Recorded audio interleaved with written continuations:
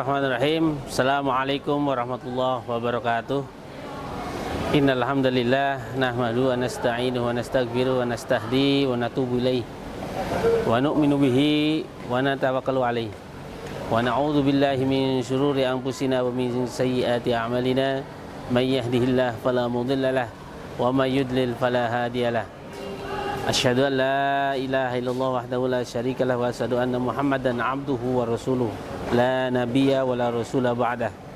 Allahumma salli wa sallim wa majid wa karim wa adim wa tarham wa tahanan ala sayyidina Muhammad ibn Abdullah wa ala alihi wa ashabihi wa mawalah wa tabi'in bi ihsanin ila yaumil qiyamah. Amma ba'd. Qala Allah ta'ala fi kitabihil karim, ya ayyuhalladzina amanu taqullaha haqqa tuqatih wa la tamutunna illa wa antum muslimun.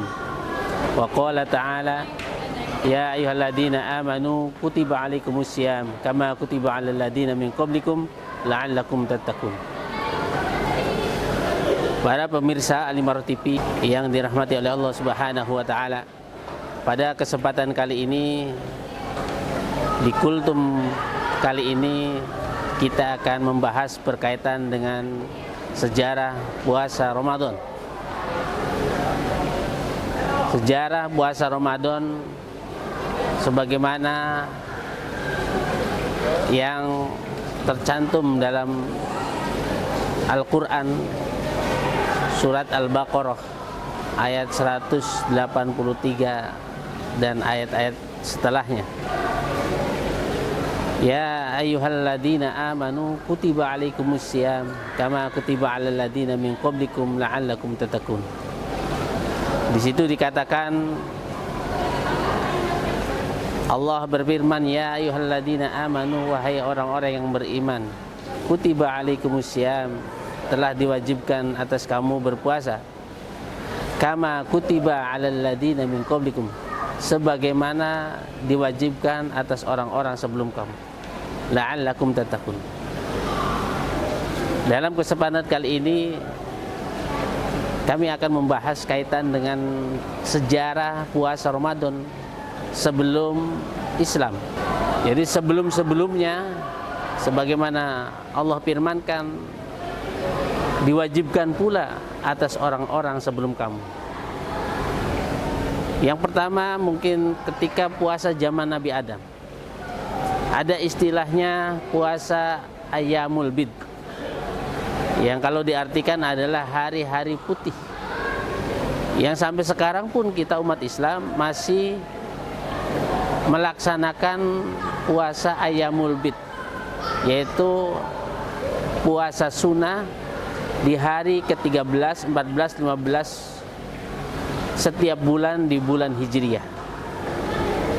Yang sejarahnya adalah ketika pada waktu itu Nabi Adam alaihi salatu wassalam melakukan kesalahan dengan memakan buah khuldi bersama Siti Hawa, lalu setelahnya diturunkan ke bumi, sehingga dalam riwayat hadis Ibnu Umar dikatakan fa'ahraqat husyamsu faswadda,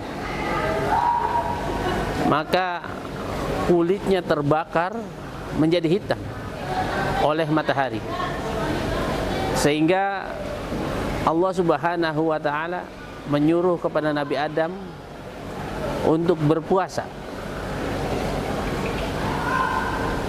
Falamma shoma fil yaumil awal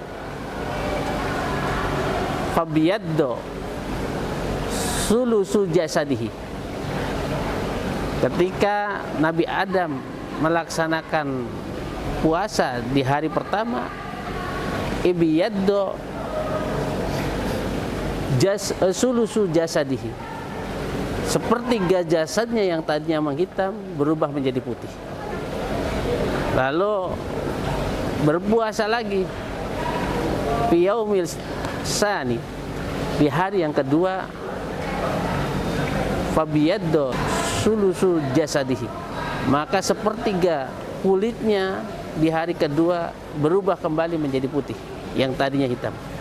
Dan yang terakhir berpuasa di hari yang ketiga fil yaumis salis, maka ibyaddu jasaduhu kulluhu, maka berubah menjadi putih kembali seluruh jasad dari Nabi Adam alaihi salatu wassalam di hari ketiga di puasanya.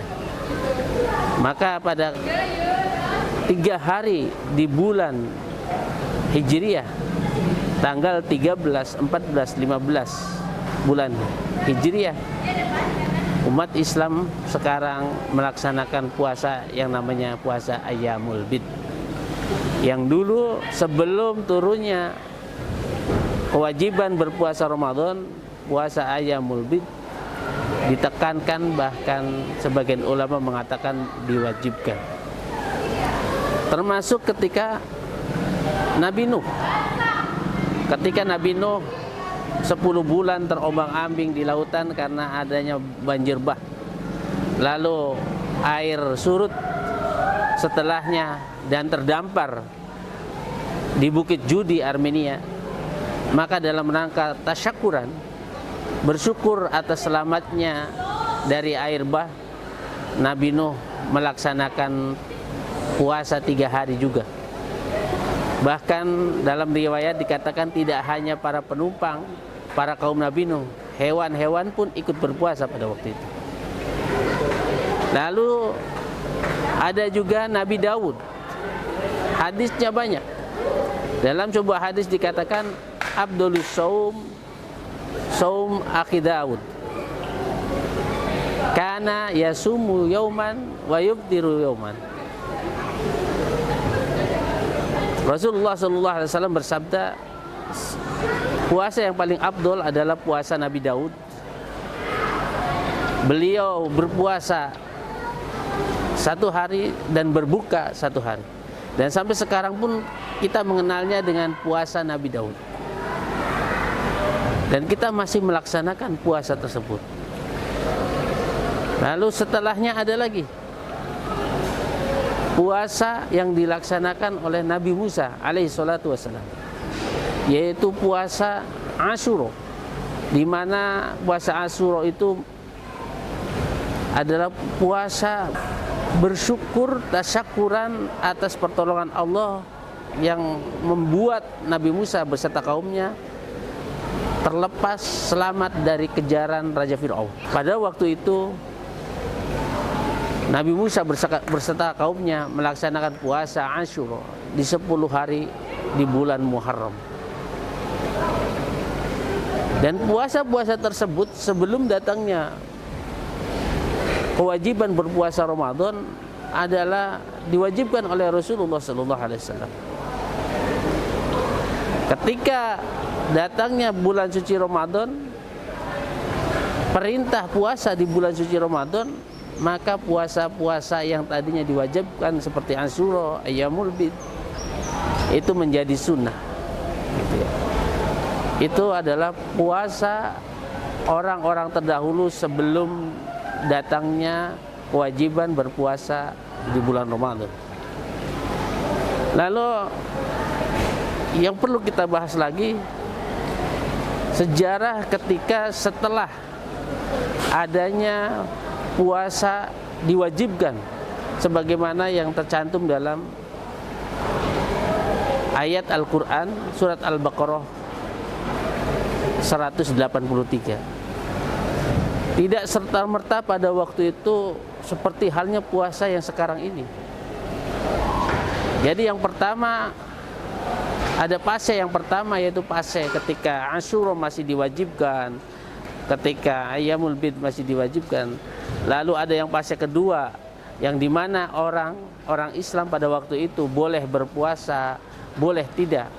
Yang tidak, maka dia harus membayar fidyah, sebagaimana ayat yang selanjutnya. Dikatakan bahwasanya awal puasa itu adalah buka puasa maghrib, lalu ketika waktu Isya berpuasa lagi, lalu buka lagi maghrib, ketika puasa berpuasa lagi. Lalu ada sebuah kejadian, yaitu sahabat Qais bin Sirmah Al-Ansari, yang ketika dia berpuasa, lalu ketika maghrib, ketika mau berbuka, ternyata istrinya belum menyediakan makanan.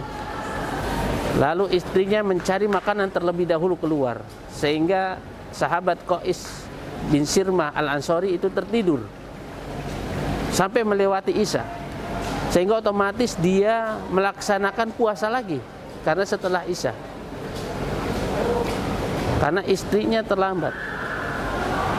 Bahkan ketika istrinya pulang melihat sahabat Qais sedang tertidur, sehingga sahabat Qais berpuasa lagi. Karena dia berpuasa 2 hari berturut-turut, sehingga ketika pas siang harinya beliau pingsan. Lalu berubahlah aturan puasa yang tadinya dari maghrib lalu sampai Isya, berubahlah dari fajar sampai maghrib. Mulai berpuasa ketika kita sekarangnya istilahnya ketika imsak, dari fajar, lalu berbuka ketika tenggelamnya matahari maghrib, dan setelahnya kita dibebaskan untuk makan, tidak terbatas oleh sholat Isya.